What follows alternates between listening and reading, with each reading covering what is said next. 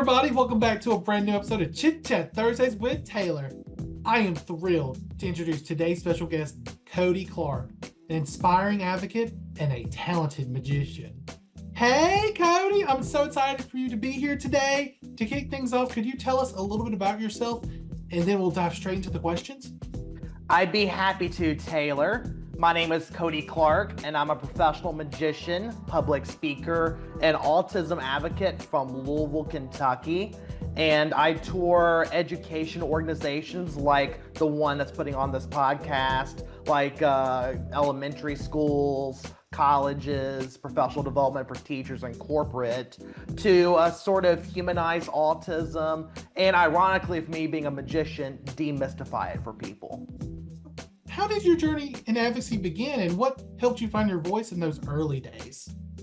Well, I started in magic when I was 11, and for about the first 10 years, I was just focused on entertaining as a magician, like any other magician. It wasn't until college that, through a mentor of mine named Richard, he encouraged me, instead of hiding this big part of me, to bring it on stage with me. He had me start with one routine to share at an open mic night, and while I was surprised by how big of a hit it was, that one routine became a full evening show called A Different Way of Thinking. I think you may have seen that one at the event we met at. I still do it to this day. And that led to the French theater circuit where I toured that show, and that led to the advocacy orgs and all the other clients that still presented at to this day.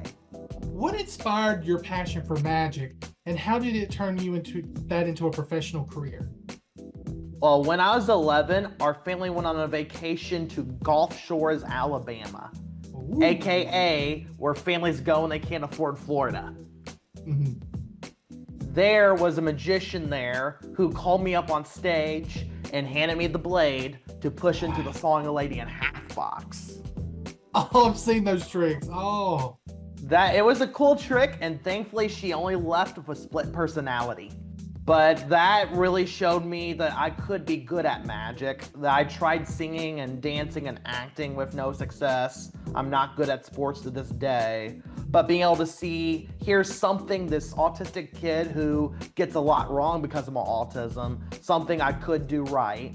And I also think joining the Louisville Magic Club helped out because it gave me mentors that helped teach me the tricks, teach me the performance skills, and I could practice in front of over and over again until I got really good at it. So I'd say the reason magic has stuck with me compared to some other special interests I cycled through is because of what it brings out in me. And as awesome as my autism therapists were, it's been some of the best social skills and motor skills therapy.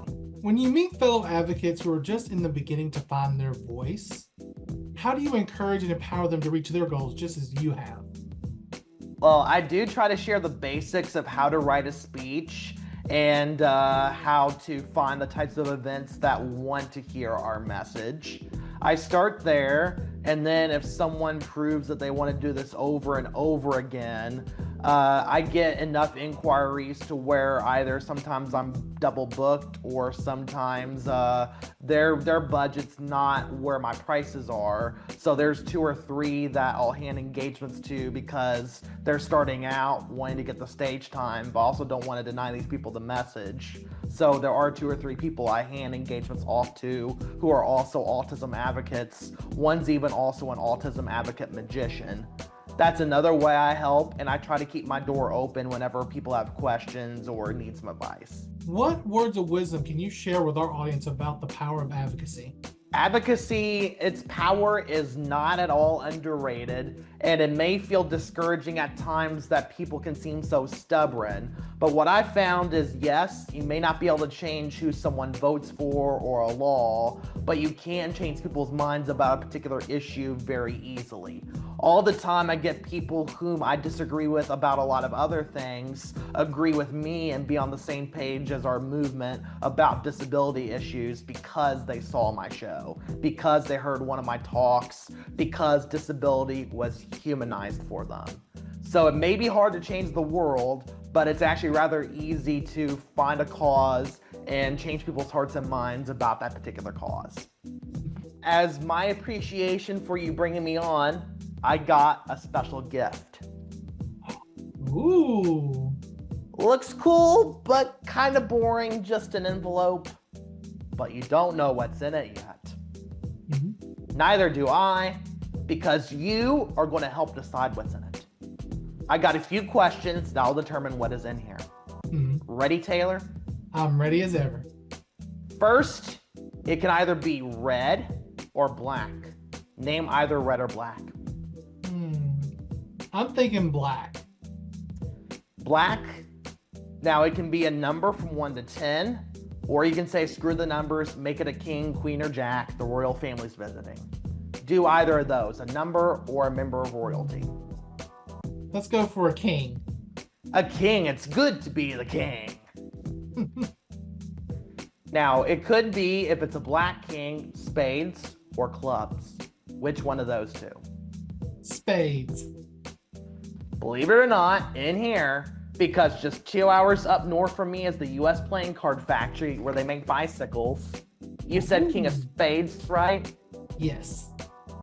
In here, fresh from the factory, king of spades. What? Yep, king of spades.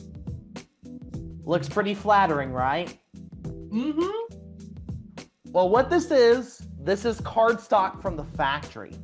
So it's a baby king of spades. Mm-hmm. Just cardstock, nothing on it yet, until we take the cardstock to the printer. Wow. You had me guessing. Still a little bit, because right now it's just a box. Mm-hmm. It's a printed box, but it's a box. The next step is taking it to the folder, and then to the dropper. Where we have from this box that you saw made in front of you, Mm-hmm. a full deck of cards. I did not see that happening. Whoa. That's incredible. I'm glad you liked that. But did you notice the factory error? Factory error. Could you enlighten me? Well, one of these cards, instead of getting printed face out, got printed toward me.